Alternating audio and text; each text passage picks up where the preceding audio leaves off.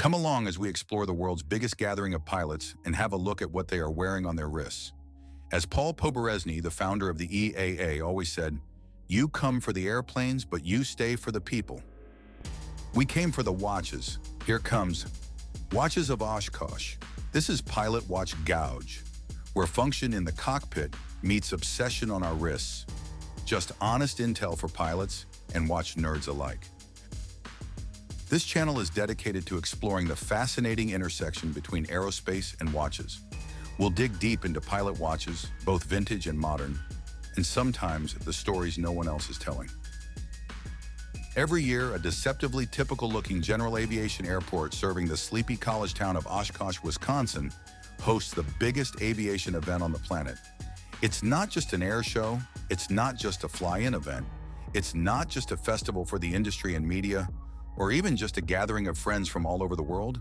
It's all of these things and more. The Super Bowl, Burning Man, Woodstock, and Comic-Con of aviation, all rolled into one. Every watch was a chance to hear a story, to learn something, to join a new tribe.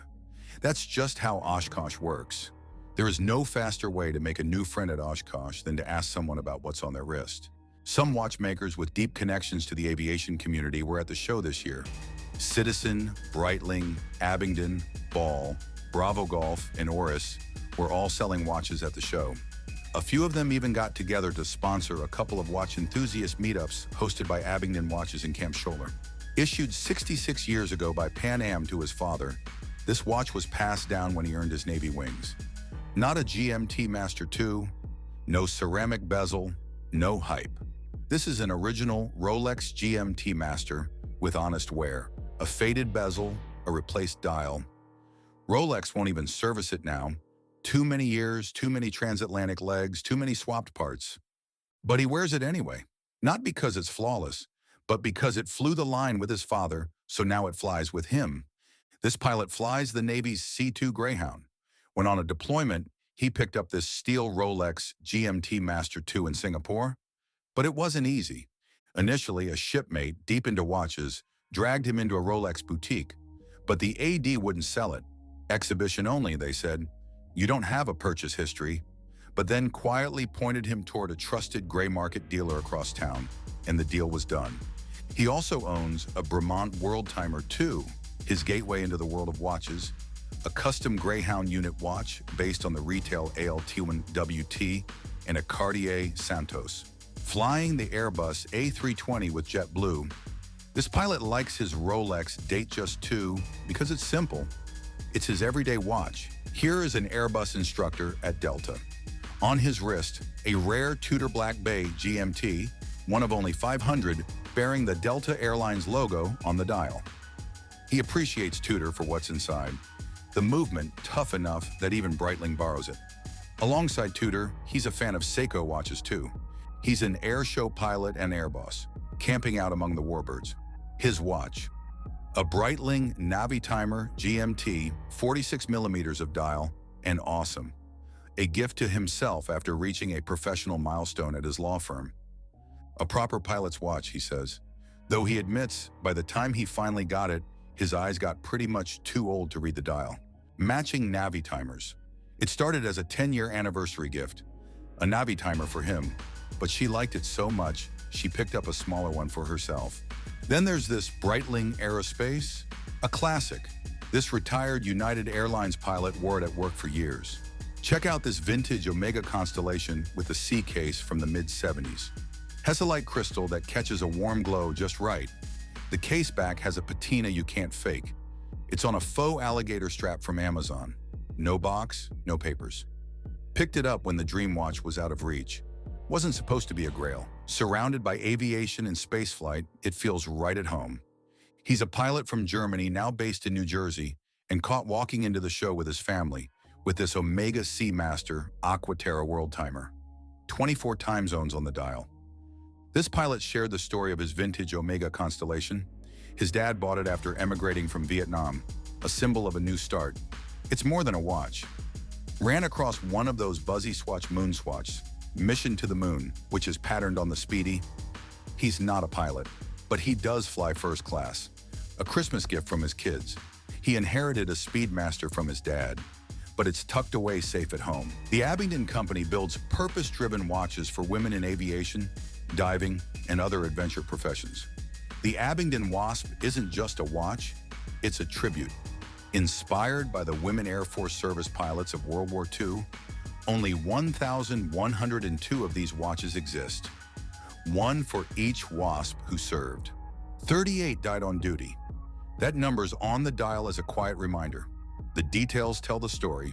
The WASP insignia on the dial, the engraving on the back, the 1943 steel penny tucked into the collector's box, a nod to the WASP tradition of tossing pennies into the wishing well at Avenger Field. This watch is on the wrist of the granddaughter of one of the WASPs, a pilot working on her aerobatic flying skills, a reminder of that family legacy. This Airbus pilot's Abingdon is on a vintage steel bracelet, which she explained is perfectly balanced for the side stick. She owns 5 Abingdon watches, but this one features a pink mother-of-pearl dial and Swarovski crystals. She wears this one in memory of her sister, who was all about pink and sparkles.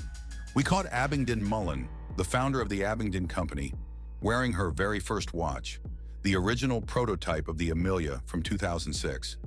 Her company's logo? Inspired by Valkyrie helmets, a nod to the fierce Norse women warriors. This environmental scientist used to work as a park ranger in Alaska. Today, she flies the Gulfstream 700. The Jane spoke to her since Part 61 pilots have a reputation as being the cowboys of the industry. She flies with an Abingdon Catherine. She picked it because it's all black, she says. Like my heart and soul. The pearl dial shifts in the light, like the aurora borealis. The alpha bezel complication helps her remember which ATIS she's on. She's an aircraft dispatcher and a student pilot. Her watch, an Abingdon Elise, earns its keep. The GMT hand isn't for show. It's how she tracks multiple time zones when moving aircraft around the world. This IWC Pilot's Watch chronograph flew in from Toronto on a Cessna 182. ProMaster Navihawk and ProMaster Skyhawk AT from Citizen were on the wrists of these Air Force pilots. This Citizen Skyhawk AT's been with this pilot since before he earned his private pilot certificate, and it's been on his wrist for nearly every military flight over the last 15 years. Now, a new Breitling from his wife will join the rotation. This retired Air Force pilot still wears his Citizen Skyhawk AT, bought on deployment to Japan in the 90s. He needed 3 time zones, Zulu time, Okinawa, and the one where his wife is from. This first officer at Delta appreciates the silence of something not a smartwatch. This is the ladies' sport casual model from Citizen with the pink dial. Auburn University aviation student, earned his private pilot certificate and found his path. His everyday watch is the Hamilton Khaki Aviation Pilot Pioneer.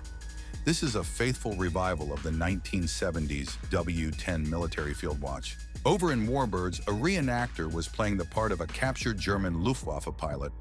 On his wrist, or sometimes on his life vest, as was the practice, was a Mil-Tec Luftwaffe ME-109 Aviator, styled after the German World War II Flieger watches. The Eaglemoss 1950s. British RAF multifunction isn't an issued watch. It's a collectible replica from a magazine series. Simple quartz, built for display, not duty. But in this reenactor's kit, it nails the look and tells a story. This Navy pilot was proud to show off his Ming 37.05 from the micro brand whose small batches of modern watches sometimes sell out in minutes. I caught another Navy pilot rocking this 42mm R1 USA racing chronograph by Vaer, one of the largest independent watchmakers in America. A great-looking, affordable tool watch, but with a vintage aesthetic. Bumped into an American Airlines pilot in the Warbirds area. On his wrist, a Bertucci A-2T vintage in black titanium, worn daily for the last 12 years. These are tough, accurate field watches from Chicago. Built for function, not flash. Garmin D2 Mach 1 Pro.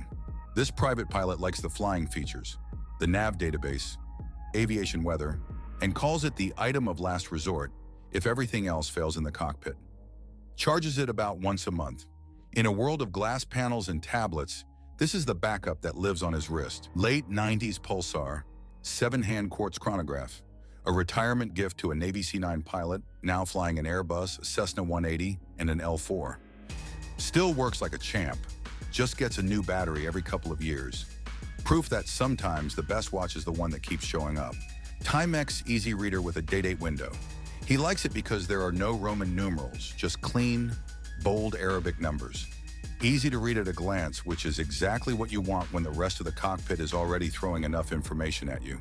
And finally, we'll wrap up with a doozy, an Invicta. Here we have a retired Navy F-14 Tomcat pilot. These days, he's flying an avian. Says he's tough on watches. Most don't last long. But his Invicta Pro diver has been with him for years, showing barely any wear. Rugged, dependable, and still going. Pilots can call Invictas cheap, durable, and dismissive of pretense. For some, it's the watch that started the habit.